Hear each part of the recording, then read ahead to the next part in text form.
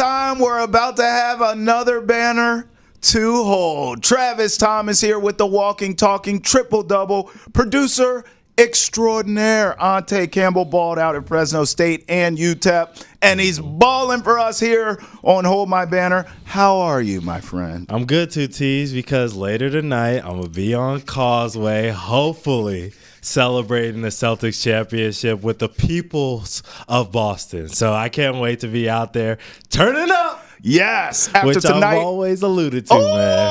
After tonight, don't leave your banner around me, true Celtic for real. After Celtics for real.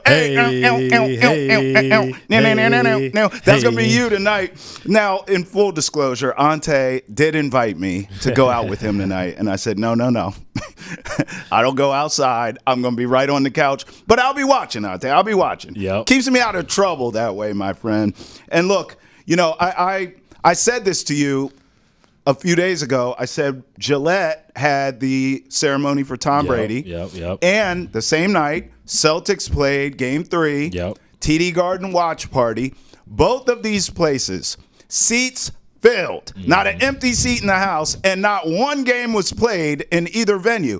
And then tonight, you'll be at the watch party, turning up. We also have Yankees, Red Sox at Fenway. Can't wait. I mean, Ante, this city is off the hook, baby. Yeah, I'll be there on Saturday, too. So I'm excited to see Verdugo returning and see what that looks like. Hopefully we get a couple Red Sox wins this weekend, man. No doubt. All right, we'll bring Ante back later in to play a game that I'm sure to stink at. But for now, I just want to start with the Celtics. Can I beg of you, please, don't play Kristaps Porzingis in Game 4 tonight. Don't do it. I'm seeing conflicting reports. Remember, when all this first happened, let's go back to the source.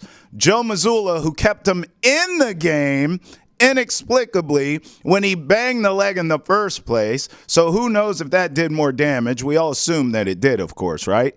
So he comes out after the game and says, no big deal. He's fine. Except it was a big deal, okay? MRI revealed this rare injury. None of us can pronounce it. I'm not even going to try to do it right now. Then it was, okay, he'll be day to day. It shouldn't be a big thing. Then he was officially listed as questionable. Then it was, all right, he's not going to play. And oh, by the way, he may miss the rest of the playoffs, the rest of the finals, however long that goes. Now, all of a sudden, we're hearing, he could play tonight. Well, what are we doing? Look, Kristaps, listen, you've done your job, man. You've done it. During the regular season, for the games he played, he was extremely valuable. Kudos. Box checked. Great job. Once you got to the postseason, for the little bit of games he played, he was extremely valuable. Good job. Then he got banged up. Then he fought hard to come back. Team didn't really need him as they mowed through the East. And then, you know what? You get in the finals. Game 1, he was sensational. He did a great job. Game 2, not as great, but still effective. I keep using that word, valuable. He showed his value in Game 2. He was deterring shots before he got banged up. Offensively, it wasn't great, but he was helping you out. He was a factor. He was valuable. You've done your job. Sit yourself down, man. Celtics, what are you doing? This is the reality of doing business with Kristaps Porzingis. This is what it is. This is what it will look like in the future. This is what it looks like in the present. This is what it looked like in the past. Ask the Knicks. Ask the Wizards. Ask the Mavericks. I mean, the guy's been around. It's not a knock on him. It's just the reality of doing business with him. First of all, he's never going to be fully healthy. He's never going to be readily available for you 82 games and playoffs. It's just not going to happen. It hasn't happened. Why would you think it's going to change all of a sudden? It's not. Newsflash.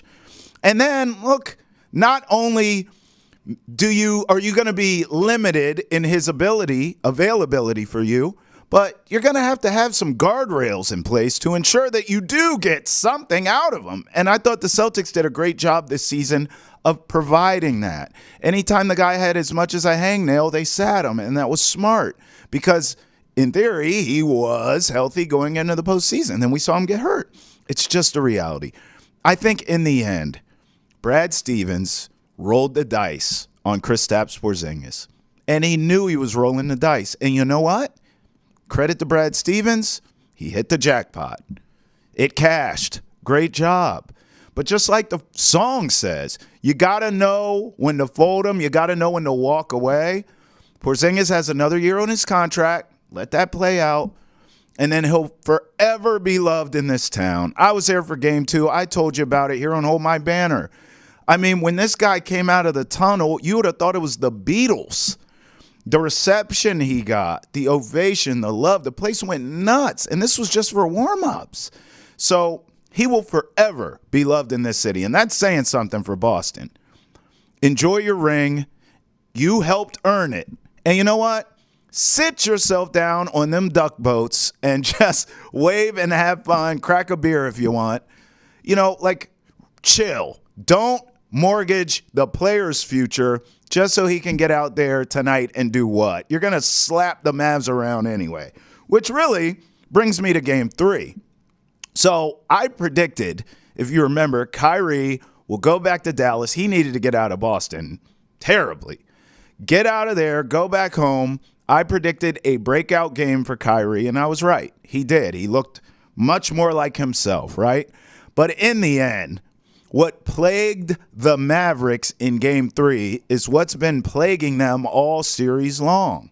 The Celtics just have more dudes. I mean, there's just nothing you can do in the end. And their dynamic duo of Kyrie and Luka, as always, not as consistent as Jason Tatum and Jaylen Brown. The twosomes matter here, and the Celtics is more consistent. Now, we internally talk about Jaylen Brown, Jason Tatum, whose team is it? Well, Jaylen Brown's been better in the finals. That's a conversation amongst our tribe of the Celtics. But if you look at, you take Kyrie and Luka and you just take Jason Tatum and Jaylen Brown and you put them against each other, the more consistent dynamic duo is winning the series. That's been the whole series here. I mean, it's going to be a sweep. Hell, if the Mavericks get lucky tonight and get one, congratulations. We'll come back to Boston and finish you off. I mean, we all can understand now this series is over, and that's been the reason. Celtics have more dudes, and their dynamic duo is more consistent. After Game 3, Jaylen Brown talked about how teamwork makes a dream work. 8 years into your partnership with Jason Tatum, you're in the fourth quarter with a chance for the first time as teammates, I guess, to get 3 wins in the finals, closest you ever come to a championship, and a 20-point leads down to 1. Is there any sort of unspoken language between the two of you, any shared responsibility that, hey, we got to make some plays here to close this thing out? And what is it like to kind of tackle that final stage of the fourth quarter tonight together?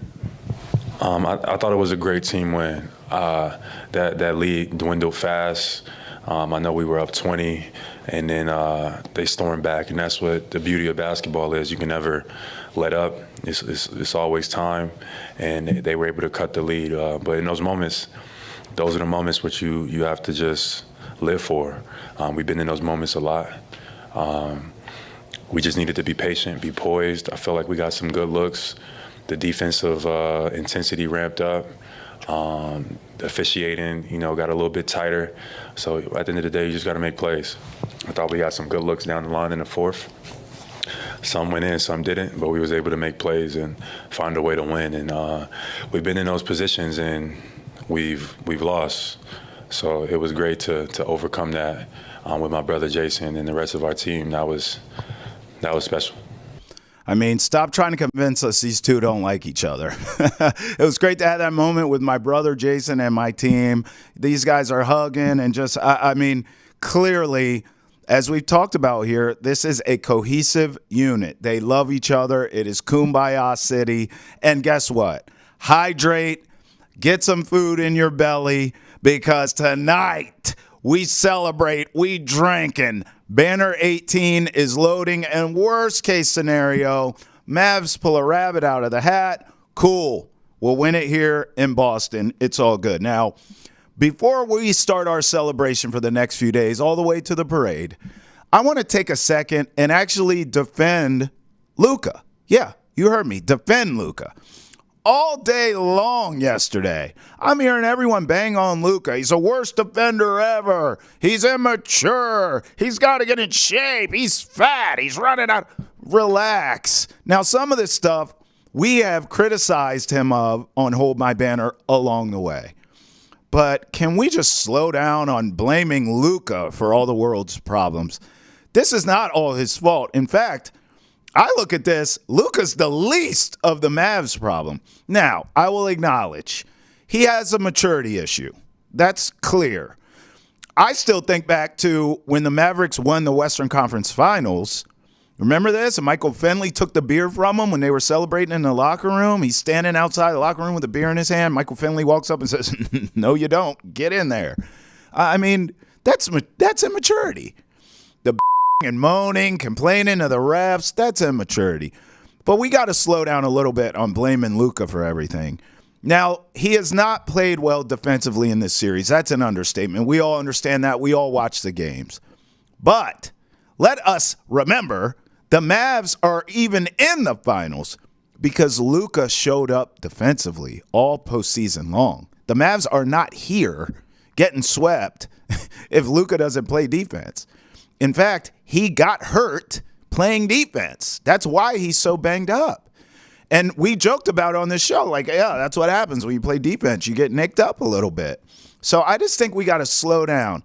Yes, he's immature, but he's 25 years old. I mean, I'm immature now. I can't imagine what I was at 25. So we got to slow down on blaming Luka for all the problems here. But clearly he's immature. We see that. And you know what? After the game, it continued. He continued to point fingers at everyone except himself, blaming the refs. Luke, I know elephant hunting is a big part of your guys' offensive strategy. How does it feel from your perspective to kind of be that on Boston's side of things? And what kind of responsibility do you think you can take to improve in that area moving forward? No, it's okay. Every time they draw it, basically call a foul. So I try to be better. Gotta get better. Luka, what did you think of the whistles that went against you in the fourth quarter? I mean, I don't know. We couldn't play physical, so I don't know. I don't want to say nothing, but six foul in the NBA Finals, where I'm like this. Come on, man. Better than that. I didn't love that. I didn't love him screaming at the refs during the game. I didn't love any of it. All of it was a bad look, but it's just immaturity. You have to give people the benefit of the doubt sometimes and allow them to grow, allow them to evolve, allow them to mature. And I think he will.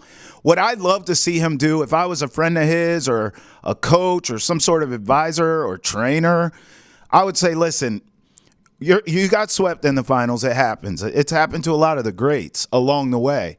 What you have to do is take this offseason, lock in, clean the diet up, get in the best shape you've ever been in, and then come in next season and see the difference.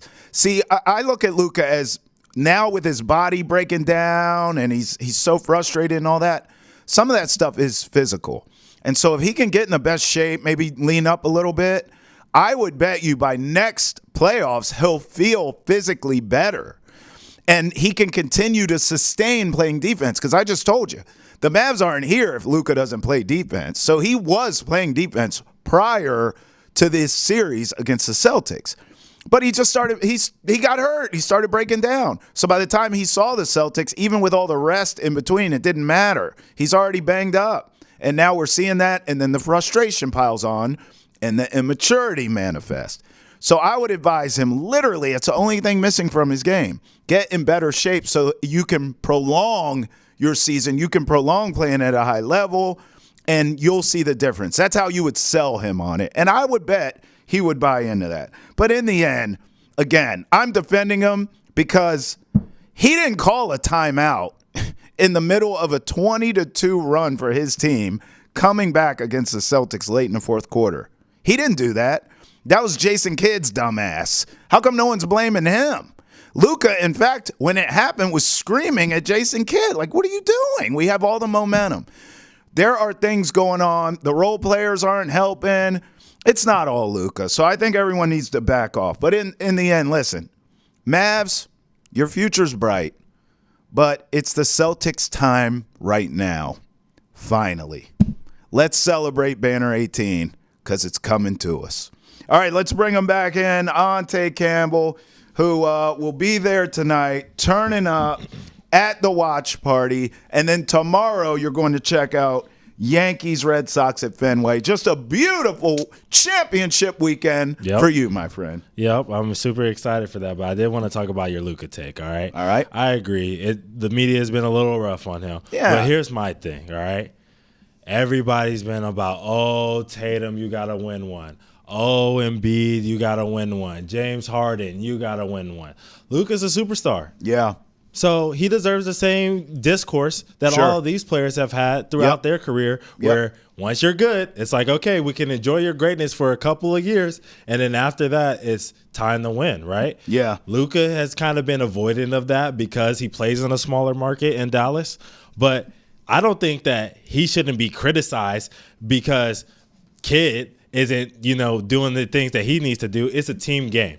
Yeah. They are all at fault. Kyrie, Luka, the role players, and Kidd. None of them are doing what they need to do, which is why they haven't won a game yet in this series, if they will win a game in this series at all. Yeah. So they all are to blame. And you're right. Luka's immature. He's got to grow up a little bit in order for this team to have a chance, or else, they're going to get swept tonight. That's what's going to happen. Yeah. So I'm right there with you, but I'm excited because we get an opportunity to play Wicked or Kick It, Travis. Oh, thank God. I've been so terrible at all these games you've been bringing. Wicked or Kick It, I just get to make fun of people.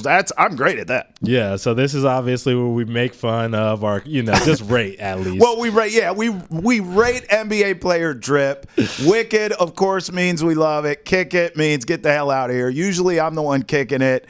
Ante gives out a lot of Wicked ratings, so let's get into it. Who we got first? Who's the first victim? First, we got Jason Tatum, man. Oh, I can't bang on Jason Tatum. Okay. It's finals edition, of course. So one of his fits, I believe this one's from game 2. All right. What do you think of this fit, Travis? I mean, listen, I am a suit guy. I don't love this cut of suit. I don't know. I guess this is a double breast. I'm not sure what's going on there. Up top there, if we could take it full, Greg, it's like it's got some robe action. It's giving Hugh Hefner. But look, it's a suit. I could dig it. Greg, if you could go down to the shoes, this is where I have a problem. Now, if you're going to wear this, cool. But can you please put on some Easter Sunday shoes? Right? What are you doing are these black Air Forces? What's happening there? I don't really understand that. I do get when people wear kind of casual shoes with a suit, maybe. Yeah. But the black Air Forces or whatever the hell's going on here. I know it's probably his shoe, but I'm making fun of him saying the black Air Forces because that's what I'm getting here. That's the vibe. Some Travis Scott ones. I mean, this is not that cool. But overall, it's Tatum. He's about to get a ring and give us a banner. Look, I'll go Wicked here. I will. It's not my favorite outfit I've ever seen, but I'll go Wicked. Yeah, this fit is kind of like his shooting performance in game 2. You know what I mean? I don't like the fact that he has no shirt under that suit. How do you know? It's such a I guess it's a robe. You just see a chain, you know what I mean, with no shirt got underneath. The taco meat out. Right. And it matches his skin tone, you know what I mean? Yeah. Everybody has their colors palette that matches them. This one just isn't it for him. He gets washed out. It looks like he's like a Power Ranger or something. It's all one color. You know what I'm saying? I can't tell the difference between the suit and his skin color. So I'm not rocking with that. And then the shoes, as you said, it's not good. You know what he looks like to me, Travis? What? He looks like the assistant principal that's trying to be cool. Like he can hoop, so he's out there at recess, but really nobody likes him. And he's over there coming up to the high school kids being like, y'all ain't got no riz. I saw how Ashley turned you down yesterday. Yeah. Bro, come on, man. Yesterday was lit, wasn't it, kids? nice drip.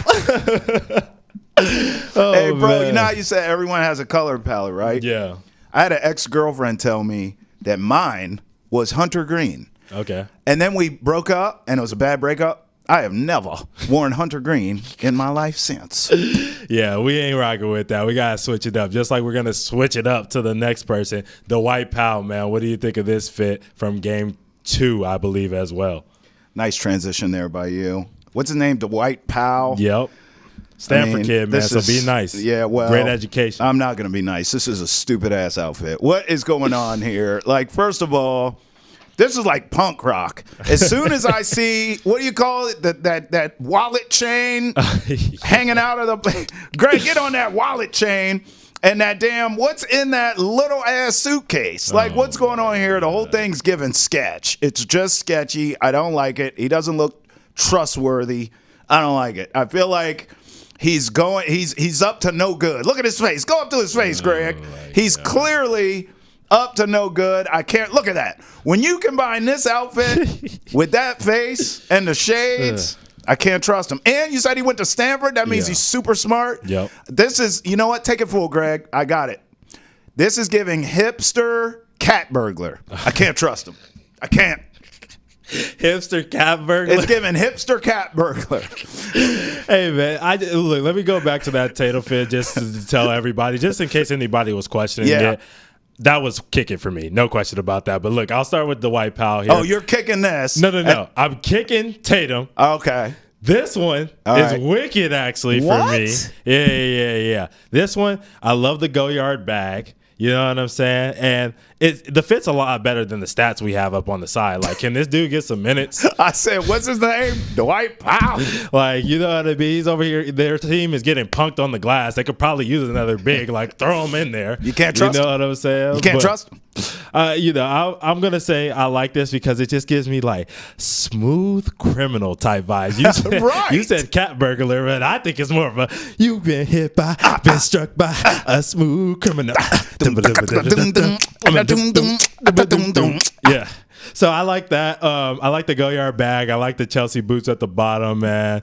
You know what I'm saying? So I think it's a nice fit, Travis. I'm gonna go. Actually, I like it a lot, and I would wear this one. So you can catch me out on Causeway with this one on, Travis. My God. This one's 9.5 for me, man. Catch one of my outside. favorite fits. How about that? This is kicking. This is dumb, and I don't trust him. He's a hipster cat burglar. Who's next? All right, let's show off another one of his teammates because this is probably one of the last times we're gonna be able to show off these Mavericks because, man, they're done. In my opinion, at least, they're cooked. So this is PJ Washington, man, and keep it to the fit, man. We don't need to hear about Brittany Renner. All right.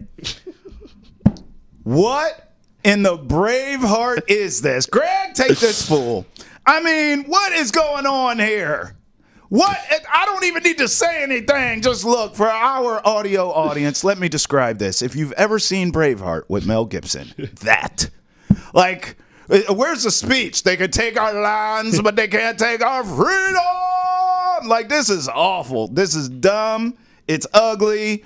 And then you got the nerve to be wearing a mustard-colored jacket. This is terrible. This is awful. Mustard on the beat. This is terrible.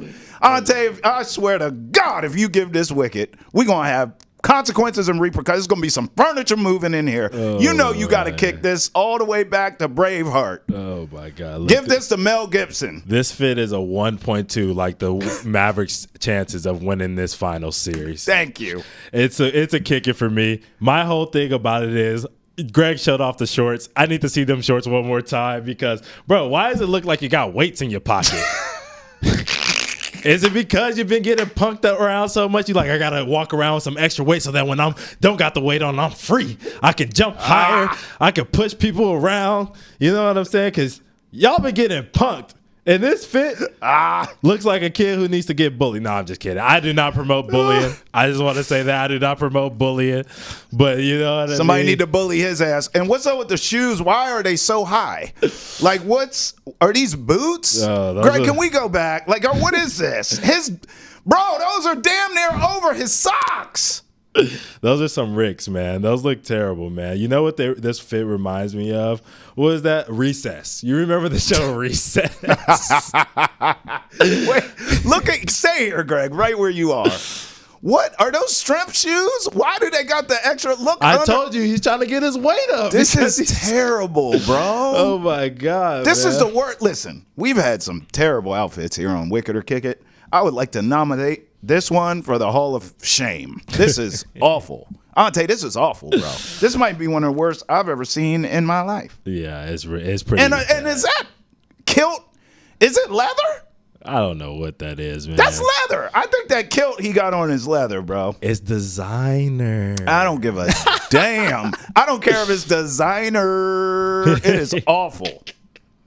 Facts. All right, man. Well, let's stop talking about Wicked or Kick It, man, and get PJ watching it off my screen because I know I'm tired of watching him play basketball too right about now. And let's talk about some guys who are actually good. Some guys who are borderline Hall of Famers, Travis. Oh. And so, of course, earlier, and you've been shouting the praises of this dude, Al Horford. You said that he's going to be a Hall of Famer with this chip, which we expect him to get tonight. Do you disagree? No, I like that take. Okay. I like that take. Some people in the office here didn't like that take. Yeah, they gave me the business. I got some social media pushback too. Yeah, I mean, obviously Basketball Hall of Fame. He's two-time champion in college. You know what I mean? Back to back. That already puts you in the league above a lot of other guys. But we don't need to get into him today. We really want to talk about some other guys. Okay. So I want to start off and ask you, are these guys in or are they out? In your opinion, Kevin Love. Ooh. You have all the numbers in front of you, right? Yep. Okay. I'm going to say in for Kevin Love. Mm-hmm. He a lot of what I do is kind of eyeball test and feel. Does this guy feel like a Hall of Famer? Did I watch him and think Hall of Famer? Yep. All the way back to UCLA, obviously. Very good college player, decorated Olympic player. Yep. Champion. Kevin Love's a Hall of Famer. I don't necessarily feel like it's a fringe thing. It feels to me like that should be, pun intended, a layup. Yeah, I would agree. I think Kevin Love's in. I think the UCLA, like you said, obviously in high school, it goes back to that as well. He's a McDonald's All-American, Gatorade National Player of the Year. He's a 5-time All-Star, All-NBA twice, won Most Improved, you know what I mean, All-Rookie second team. So I think, and obviously an NBA champion. So I think I would give him the nod as well. I think it's like I think I'm right on the edge, you know what I mean, with him. But I like that one. All right, what about Blake Griffin?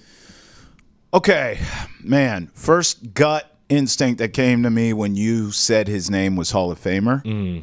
But I think there'll be some resistance against him just because he didn't win a damn thing. Right. But again, like a prolific college player, had a very, I'm sure his numbers have to be fantastic from his NBA career. I'm sure a bunch of all-star. About 20 and 8, Yeah, I mean, like, he feels like a Hall of Famer to me, but he didn't win at all. And, for a while there, he didn't have the best reputation as being a great teammate either, which I think could hurt him. Yeah. But I think on surface level, Blake Griffin, again, going just by what I watched and how I feel here, I think he's a Hall of Famer. It could be a little tougher for him than Kevin Love. You know when I decided that Blake Griffin should be a Hall of Famer? When he went to the Pistons and actually made Pistons basketball look fun and good. And Drummond hasn't looked good since. That's true. And, I mean, pretty much he hasn't either because, he has the injuries. But that's that year when he was really just kind of carrying a team on his own. Yeah. And he didn't have a Chris Paul or DeAndre Jordan or, JJ Redick, whatever,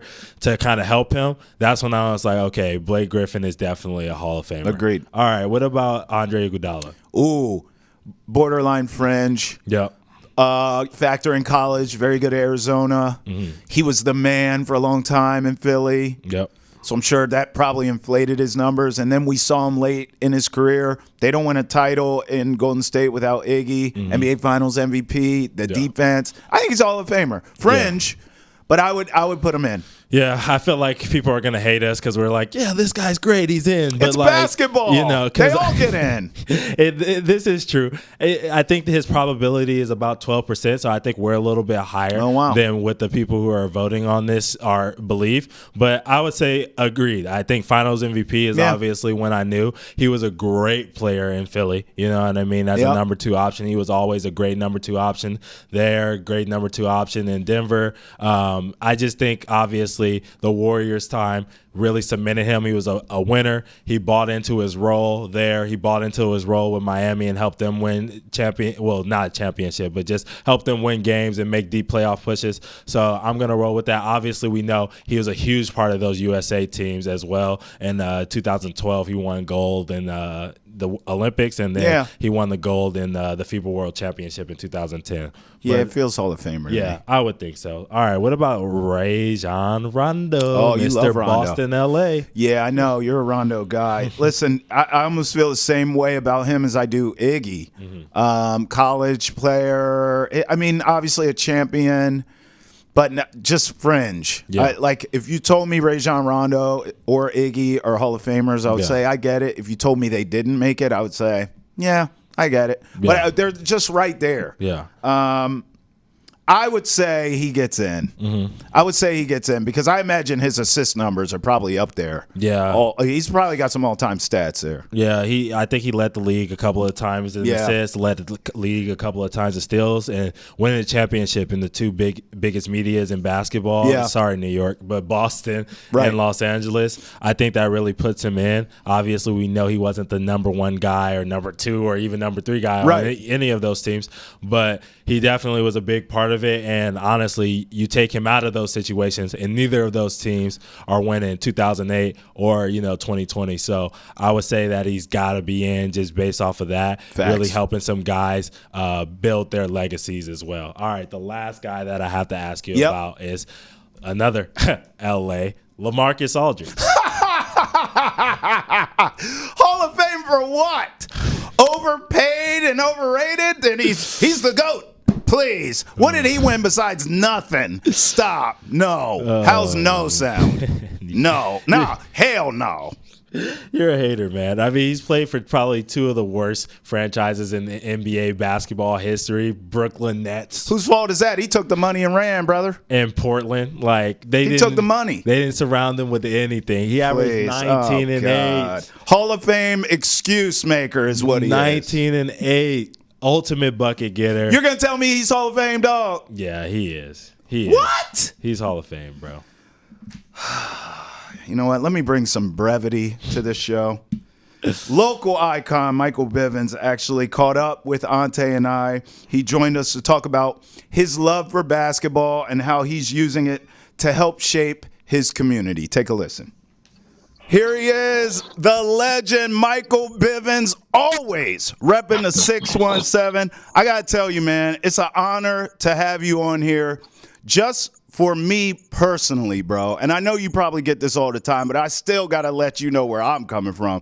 Growing up, I feel like you have been in my life my entire life. So when I was a kid, early New Edition was a little bit before my time, but as I was coming up, obviously, my cousins, my parents, all these people were hipping me to the game. So I got caught up with New Edition. And then by the time I was like a teenager, Mike Biv, y'all had the reunion going, solo projects. You were discovering all these acts. So I feel like you've been in my life forever. Even the present day, before you logged on, I was listening to the joint with y'all and Run DMC. So bro, you've been there forever. I just want to give you your flowers. Thank you for your contributions to music, to black culture, to everything, man. Thank you, bro.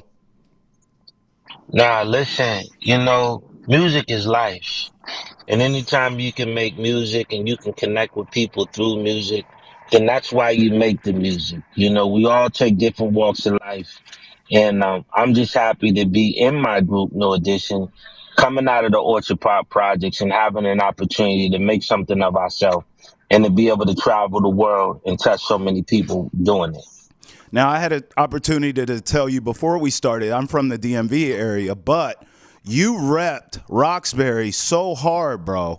I felt like I could go to Roxbury at any time and just say I was down with y'all and be good. And then you'll laugh at this story. So I told you I moved here 2 years ago, right? And I needed to get a haircut, bro. Right. So the first thing I did, I Googled black barbershops, took me straight to Roxbury. I felt like a member of New Edition, man. It was great to just be there and to touch ground, man. So thank you for that as well, making the outsiders feel comfortable in your city because of your contribution. So I want to go here because I know it's important to you. Bro, not only have you repped so hard your entire career, but you give back to the community as well. Talk to me about that, man, and why it's so important to you to do that and how you've done it over the years. I know you've been doing it for many moons. Well, it's interesting. The whole time I was making music, I never ever really felt like a star. I felt like I was on a great team and I was a role player. I was learning my role. And when I was back home, I felt like I was a star on the basketball court in the hood, in the community, because I really, ball is my thing. And a lot of people know me for basketball. And so I felt like as I got popular and I would come back home and I was still playing these leagues and I still be in the hood, I just felt like after a while, what else could I do with my celebrity, with my platform? Being from Boston, how can I help these kids the way people used to look out for me? And that's why it's so important to me. I do it because I have a passion for it, and I don't do it because I'm looking for a PR stunt. It just comes straight from the heart. I never charge anybody anything for any event, no matter what it is. I always try to make things free, rather it be the entries, the food, whatever, because I do understand the mentality of people in the hood. So I try to make them feel like when they come to one of my events that me and my crew put on, my team I work with in the neighborhood, that you're going to have a good time and it's going to cost you nothing. Just come in peace and let's go home in peace. Well, you know what? You're authentic, and that comes through your music. And also, even our Connect, who put us together for this interview, was telling me all the years you've been involved with the community and doing things and even helping Nesson along the way. I just think you're a very authentic person, and that's a big part of it. In fact, we were at your most recent event, bro, with hoops in the community as well. I want to play a clip of that and get your thoughts on it. What were you about to say? I didn't want to cut you off. Yo, real talk. Let me tell you how dope Nesson is. I wanted to do a documentary and do something for the city of Boston on Nesson TV. Went up in there, had a business meeting with about 12 people. They were like, we never done this before. We're into sports, this music thing, boom, boom, boom, boom, boom. Do you know we came together, did one of the dopest Belle Biv DeVoe documentaries, and we both walked across that stage and won an Emmy together. Wow. I love Nesson like never before because they was like, Mike, this ain't our forte, but we gonna rock with you. And I was like, listen, we gonna rock together. Now, Man. we could go to your clip and let's just edit that back up in there. Nah, we definitely gonna keep that because look, I'm trying to get let's run it back. I want to be a part of let's run it back. Let's do something else, baby. All right, so here's a clip right here, and then I'll get your thoughts on the other side of it. And this park is full of life throughout the summer. 8, 12 weeks of basketball, really energized, food, music. We kind of light this community up to bring all the surrounding neighborhoods into the park and utilize the purpose that it was designed to do. In honor of Mike Bivens also. He was a young man in this community that loved basketball and lived basketball. But we just want to cheer on our NBA team, our Boston Celtics. Big big shout out for Boston Celtics. Come on, can we hear some noise? Can we get some noise for Boston Celtics? So tell me about this. I see the hoops. It's a hoops bus. Tell me what's going on there. Man, listen, the Celtics bus is moving through the community. Big bro Tony Richards runs a program called No Books, No Ball. On Saturdays, I do a 13 under league called the Junior Pro, Mike Bibb Junior Pro. And They were going to come through on Sunday, but they had the game Sunday, so they had to do it Saturday. And it was a blessing, man. We got all the pictures and videos of the kids on the bus, kids in front of the bus, kids playing the hoop on the back of the bus. It's what it's all about, to be able to touch a franchise like the Celtics and to be able to have that franchise come to the hood for a couple of hours, man. It's a blessing, man. I know those kids, that might be the closest some of them get to feeling what it's like to be at the Boston Garden or to touch an NBA champion team from. Special thanks to Michael Bivens. We actually hope to have him back on here to talk Celtics with us soon on Hold My Banner, but tremendous stuff in the community from him, as he always has. He's always repped the community, Ante. That's why I wanted to bring that up to him. And just stepping foot in Roxbury when I got here as a New Edition fan meant a lot to me. But I actually want to transition now to some sad news. I mean, we lost one of the all-time GOATs in sports, period, in Jerry West this week. And, you know, Ante, I'm looking at this guy's career accomplishments because he was before both you and I time in terms of a player. We knew him more as the executive and obviously the logo of the league. Yeah. His resume is crazy, Ante. 14-time All-Star, so pretty much every season of his career. 12-time All-NBA. 10 times he made the first team in that. 5-time All-Defensive. 4 times he was first team in that. He was a scoring champion. He's been the assist champion. He was on the NBA's 35th, 50th, and 75th anniversary teams. Man. 9-time champion. He did get one as a player, and then the rest is, you and I talked about, front office exec. 2-time NBA Executive of the Year. Going back to college, Ante. Final Four most outstanding player. 2-time All-American first team. He won an Olympic gold medal. And, oh, yeah, he's the logo. I mean, Ante, as someone who literally bleeds basketball, I have to imagine that even though you didn't watch him play per se, the loss of Jerry West and the LA connection obviously had to really move you. Of course, man. You know, he really expanded the game of basketball. You know, there weren't a lot of guys who could really stretch it out, stretch the floor as good as he could as at the point guard position. He really redefined the role, you know what I mean? It was more of a facilitating type of role. He made it more of a scoring type of role. He led those Lakers teams so many times. And every single year, you know, they fail. When we live in an era of when people fail, they move on and try something new. He stuck it out, stayed with the Lakers, did his best, you know, with that. Even went to coaching with the Lakers after the fact, and that didn't work out. And then still stuck with the organization and helped them see, you know, multiple championships throughout his tenure, you know, as an executive with the Lakers. So I really appreciate his contributions. I appreciate him for seeing something in Kobe Bryant that was huge for the city of LA, and really, you know, just betting on a young kid from Philly that no one really, you know, was a wild card. You know what I mean? At the time, he was a wild card. People weren't sure. He was skinny. You know what I mean? And he had some early, you know, failures in his career, but he stuck with them. And, you know, now we have a legend, you know, obviously for the, you know, the game of basketball forever, because Jerry West saw something in this tiny peanut-headed kid out of Philly. So I really appreciate everything that he's done for us.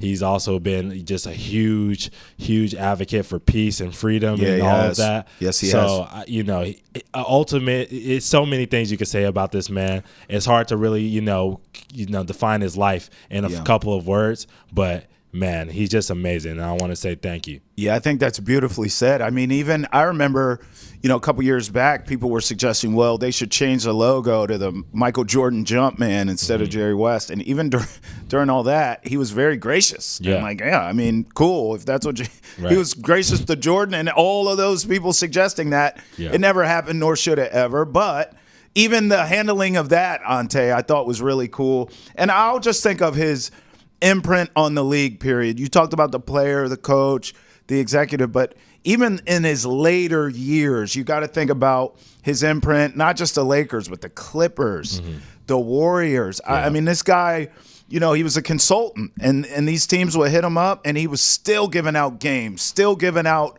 gems of how to build dynasties and how to win championships. When he spoke, you listened, and there were always great results on the other side of that. I really just think that says it all about him as everyone talks about a legacy and what you want to leave behind. You can't do more than what Jerry West did. And obviously the NBA not only is better for it, but as you said, the world is a better place for having him, for all the things he was an advocate for. And as a sports fan in general, he's just one of those iconic people, and he will be missed. So let's take him out here the only way we do when we lose an icon here on Hold My Banner. We'll end the show and we'll dedicate this episode to the late, great Jerry West. We'll see you next time.